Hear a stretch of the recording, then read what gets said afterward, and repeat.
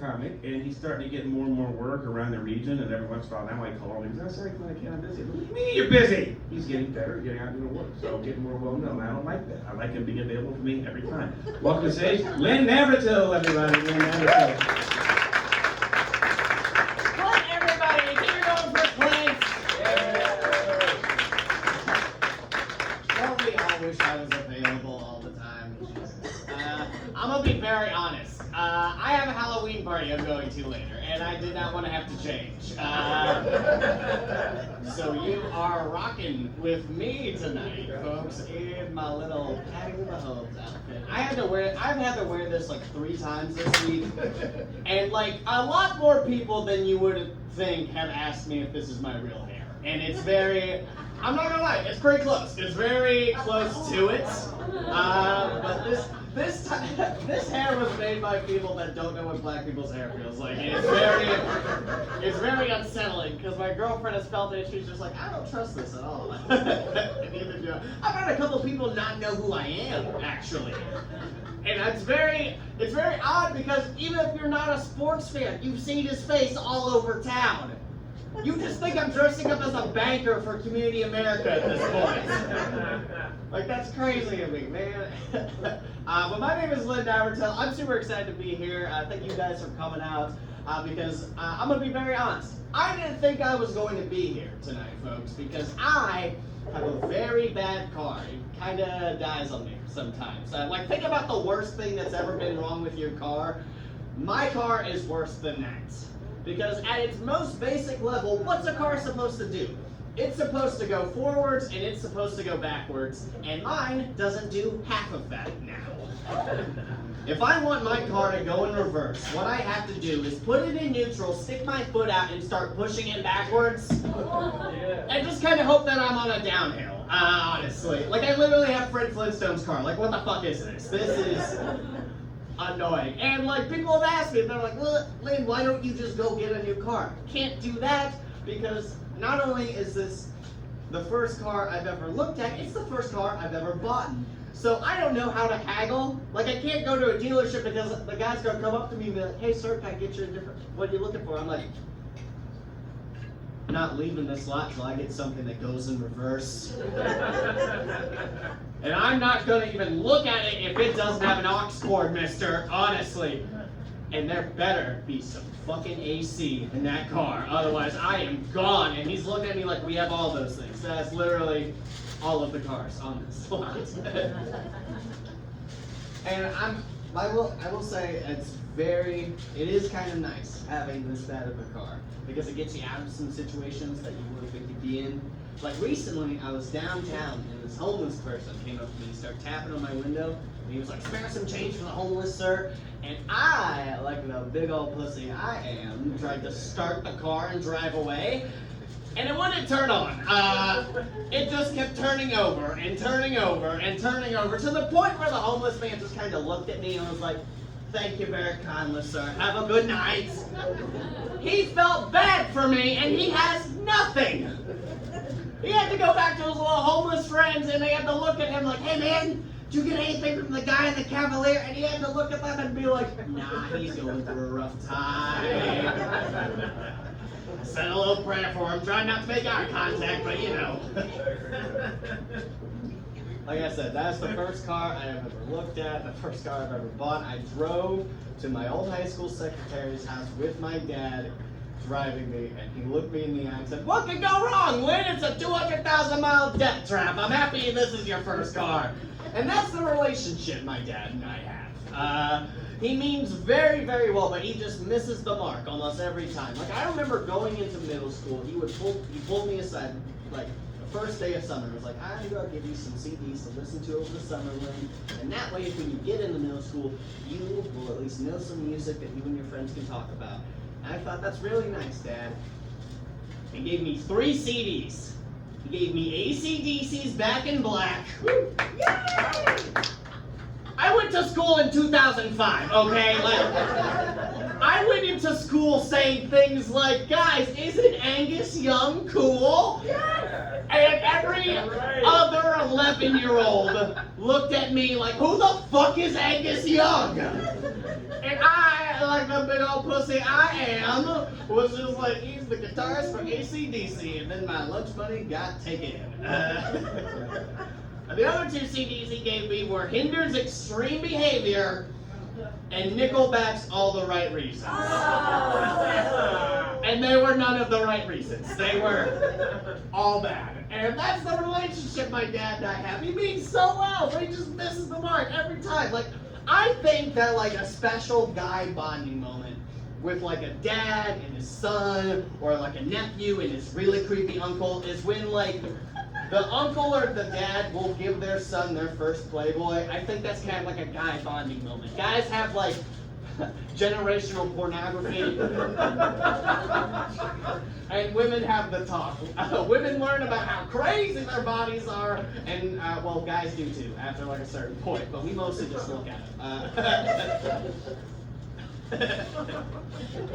And my dad did give me my first Playboy. But he went to Barnes & Noble to buy it.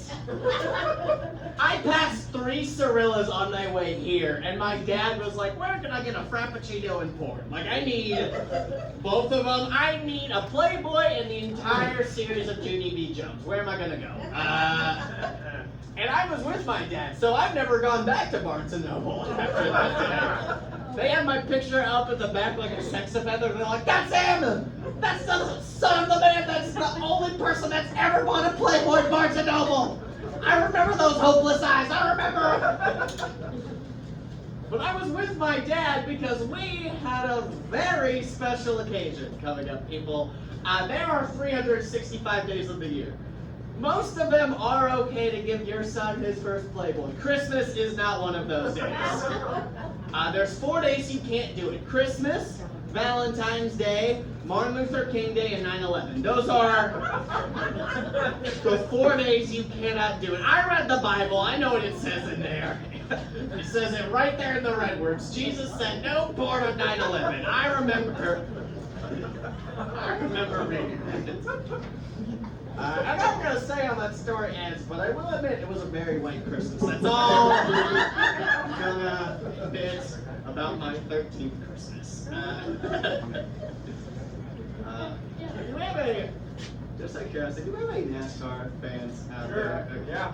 It's okay if you're not, I'm going to say fuck them here in a second, but I don't know, like, if you can't tell, I'm a pretty big football fan by this fucking ridiculous outfit.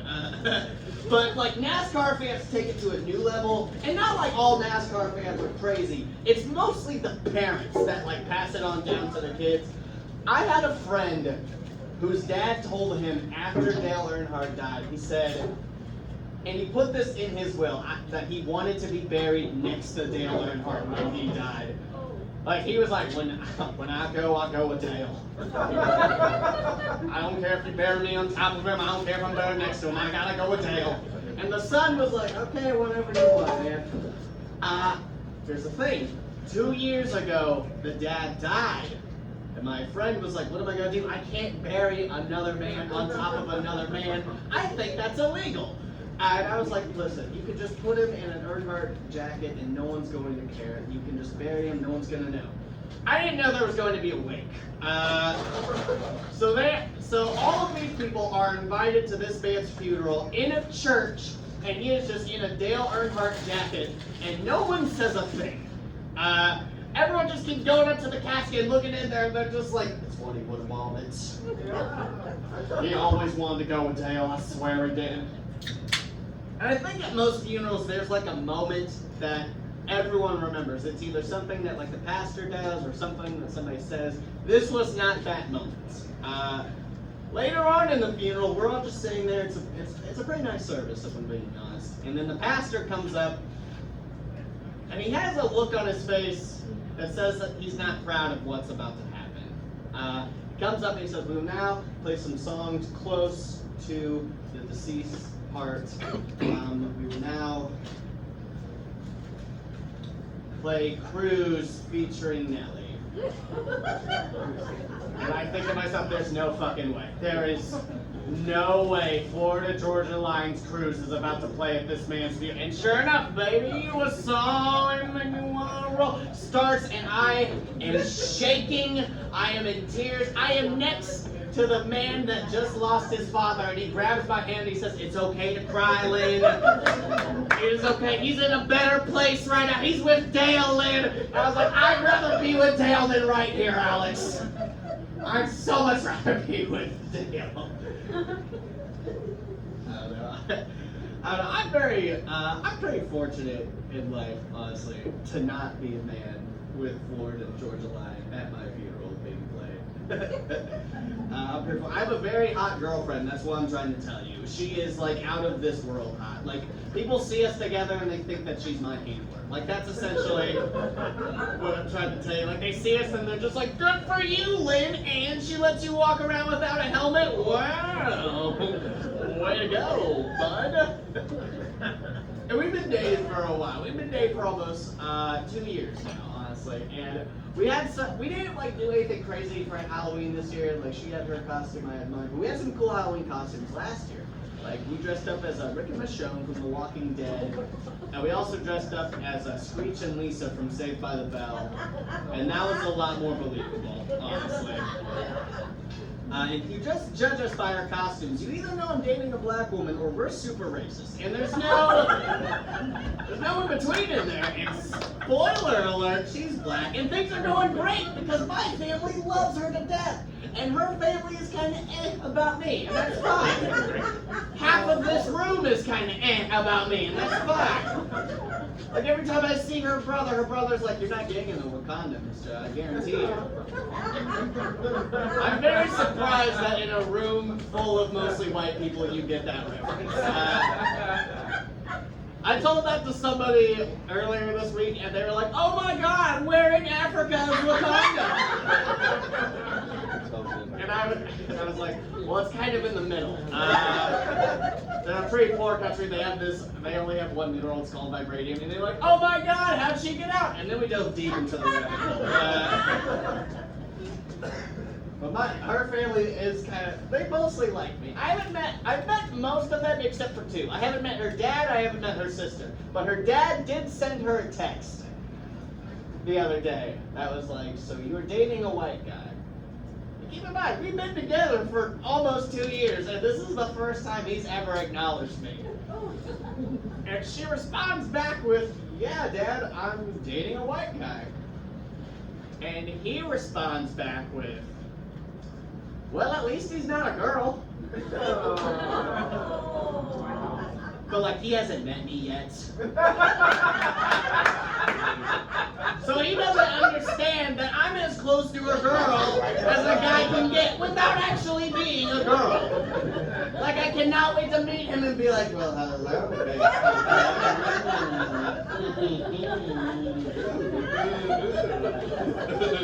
don't think I'm doing my hips either.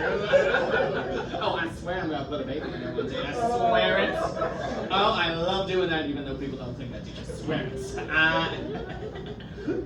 And the other person I haven't met is her sister, but that's because her sister's overseas serving in the military. I think that's really awesome. But she has seen a photo of me, and her first reaction when she saw a photo was not a, "Oh, look at him, he's a looker, way to go, sis." Her first reaction most definitely was not, "Oh, look at him, he looks like he has a car that goes both ways, way to go." Her first reaction when she saw me was, "Oh yeah, he's gonna treat you well." Which is such a variation. "Oh, he looks like he's got a great personality." And I do, but that's not the fucking point, okay? Like, I hate I'm kind of mean to myself, so I hate thinking about what she's thinking about. You know, like, I hate that she saw the photo and she was like, "Oh no, he looks like if Justin Timberlake had one more chromosome. Oh no, he looks like the son that Bill Nye just didn't love enough. Oh no, he looks like if Screech only did gay porn. Oh no, I hope he at least has a good car." And I don't, but you're paying for it. So have a great night, folks. Thank you.